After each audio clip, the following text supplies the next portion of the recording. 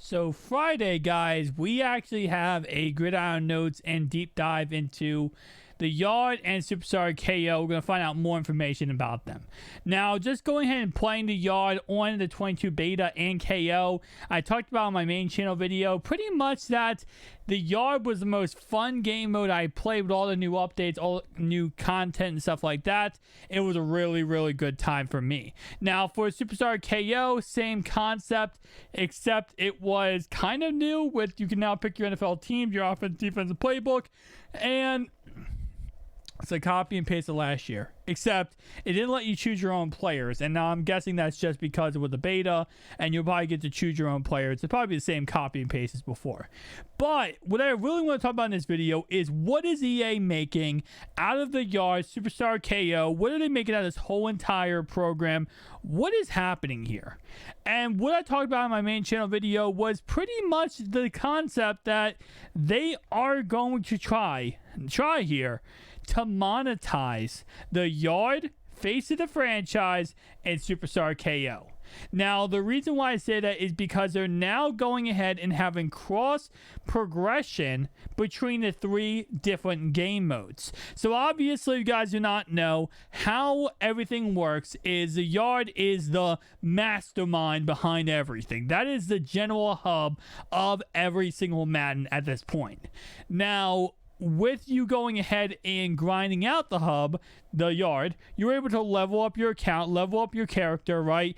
And really just get better and better. Now, as you play these other game modes, whether it's Superstar KO or you play the other game mode, which is Face the Franchise, there is a cross progression that will level up the Yard player and actually contribute to the Yard player. Now, here is where the monetization / money comes into play. And that is simply as this. You kind of is like Fortnite.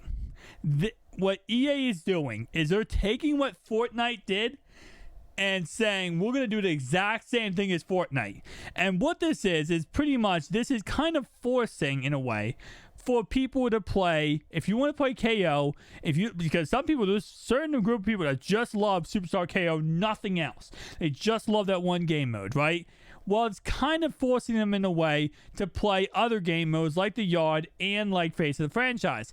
And what that ends up doing is they're going to turn this into Fortnite because you're able to buy helmets, uniforms, gear, all types of stuff through the Yard. And obviously that will progress into different things. That will eventually progress into Face of the Franchise. That will eventually progress into, what's called Superstar KO. So it's that kind of mindset of, MUT is a pay-to-win game, right? At the end of the day, it is pay to win. If you go into a MUT and you do not spend any money in your day one with your day one team, you don't grind solos, you're going to have to pay to win if you want to win a game. Because you're going to go against somebody who has, spent $20, $30 in the game and simply is going to wax you and destroy you because of that. Now, could you grind your way with no money spent and actually make a good team? Yes, you can. But let's say, hypothetically, you just start off the game and someone else starts off the game, but they spend $20, you don't, they're going to win because of that, right? Now, same concept applies to, complete opposite concept applies to how they're going to do the Yard. And this is based on speculation because, again, this is me playing the Yard on the beta and seeing kind of how everything is, all intertwined together. So, at this point, again, Ultimate Team is pay to win. This not going to be pay to win with the Yard. It's kind of like Fortnite. When you go ahead and load up Fortnite, right, and you can buy, skins. You can buy battle, like the pickaxe. You can go ahead and buy shields. Oh, not shields. You can go ahead and buy, the gliders, right? That is not pay to win. Those glider skins, whatever, do not give you an advantage in game. And that's the same concept of how Superstar KO is working and how the Yard is working, and obviously Face the Franchise. It's all going to be intertwined together so that you want to go ahead and pick up that brand new uniform. You want to pick up that helmet or whatever the case because you want to go online and play against people with those custom stuff so that, again, you just like, hey, look, I had this cool uniform on, this cool thing.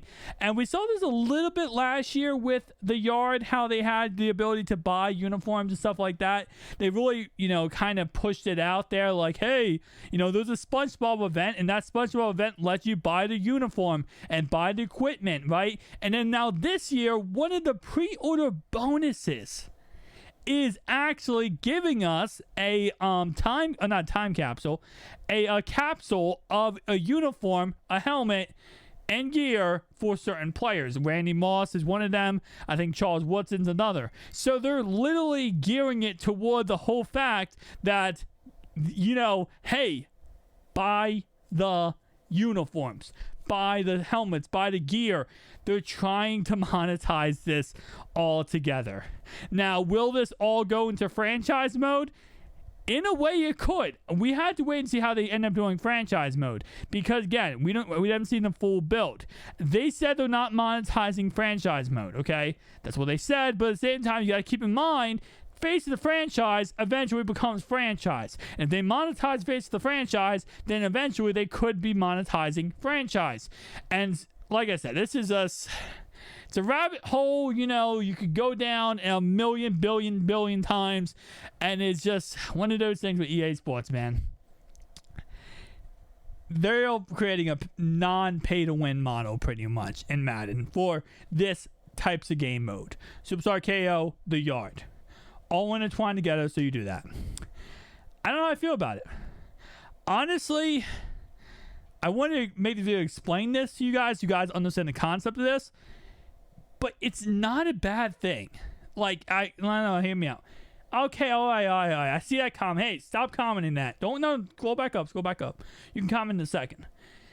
It's not a bad thing in the perspective of, does it change anything when it comes to the actual experience playing? No. You can absolutely load up Fortnite and play Fortnite and not have to worry about, buying any skins and just having generic skins.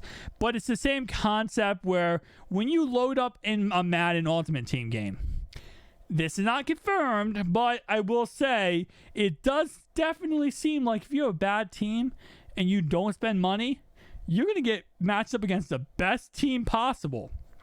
The guy who spent $5,000 on the game. And you know why? It's business. It's incentivizing you to spend money.